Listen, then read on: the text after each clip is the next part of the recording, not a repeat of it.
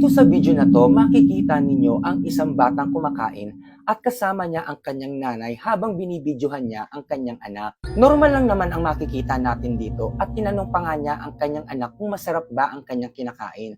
Ang sagot naman ng kanyang anak ay oo. Pero ang bata ay napatingin sa kanilang pintuan at kumaway at ang sabi pa niya, "Mama, naandyan si Uncle." Ang ginawa agad ng kanyang nanay ay inikot niya agad ang kanyang kamera para makita kung nakita ba niya talaga ang kanyang uncle. Dahil wala namang ibang tao sa kanilang bahay kundi sila lamang dalawa. Pero hindi alam pala ng kanyang nanay na nag-reflect na pala ito sa salamin at doon nagpakita ang kanyang uncle. 画面左上の鏡にご注目。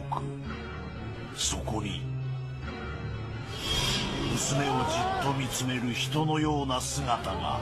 Nang inikot muli ng kanyang nanay ang kamera, ang sabi niya, walang tao dito kundi tayo lamang. Pero ito ang sabi ng kanyang anak.